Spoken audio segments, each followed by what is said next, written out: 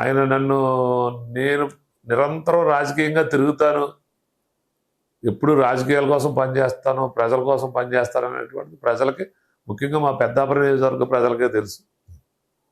పవన్ కళ్యాణ్ గారికి ఏంటంటే మొట్టమొదటి నుంచి పార్టీని నమ్ముకుని ఉన్నాడు. మంచి వ్యక్తినే నాకు ఏ పదవి ఇచ్చినా ఆయన ఇవ్వటం జరుగుతుంది.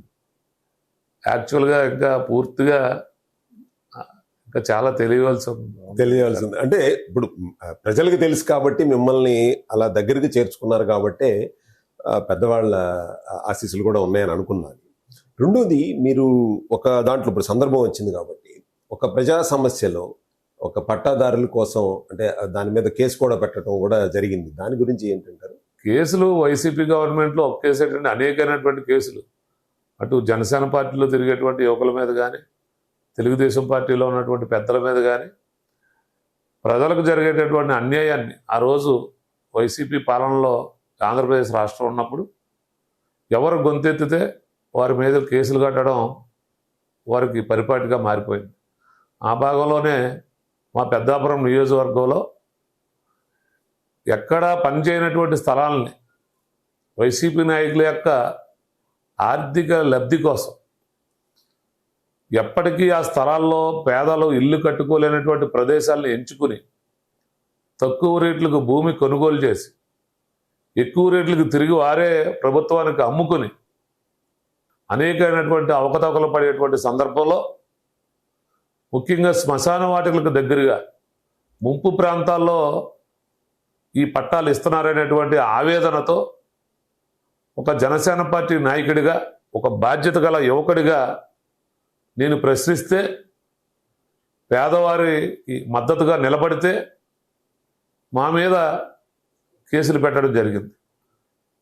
నా ఒక్కడి మీదే కాదు, ఈ రాష్ట్రంలో మాట్లాడిన ప్రతి వ్యక్తి మీద ఈరోజు అనేకమైనటువంటి కేసులు పెట్టడం.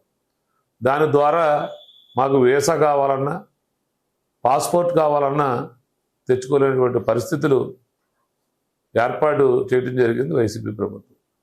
దానికి తగిన మూల్యం చెల్లించుకోవడం జరిగిందని మీ సందర్భంగా ప్రజలకు కూడా తెలియజేస్తాం. అంటే ఇప్పుడు మీరు ఎవరైతే ప్రజా సమస్యల మీద పోరాడారో వాళ్ళందరి మీద కేసులు పెట్టడం, అలా పెట్టబట్టే వైనాట్ అన్న 175 వల్ల వైనాట్ సీట్లోకి రావడానికి కారణం కూడా అదే ఉండొచ్చు.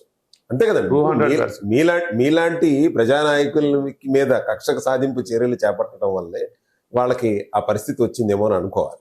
కాకినాడలో చంద్రబాబు నాయుడు గారిని అలాగే వారి సతీమణిని దూషించినటువంటి ఇక్కడ శాసనసభ్యులు, పవన్ కళ్యాణ్ గారిని వారి ఇంటి సభ్యుల్ని దూషించినటువంటి ఇక్కడ శాసనసభ్యుడు చంద్రశేఖర్ రెడ్డిని ప్రశ్నించడానికి వెళ్తే తిరిగి వారి యొక్క రౌడీ మోకలతో, వారి యొక్క అనుచరులతో, గోండాలతో వీర మహిళలను కూడా ఆ రోజు కొట్టించినటువంటి గనుడు ఇక్కడ చంద్రశేఖర్ రెడ్డి.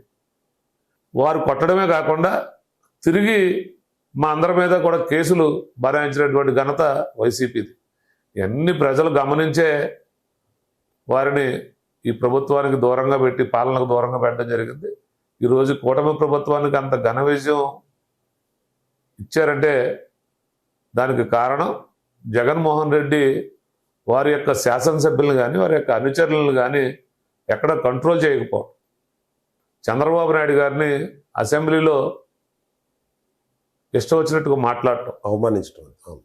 చంద్రబాబు నాయుడు గారు జైల్లో ఉన్నప్పుడు పవన్ కళ్యాణ్ గారు వారికి మద్దతుగా నిలవడానికి వచ్చేటువంటి క్రమంలో వారిని బోర్డర్లో అడ్డుకోవటం. ఏంటి ఆయన దాని మీద కూడా కేసు ఉన్నట్టుంది మీకు.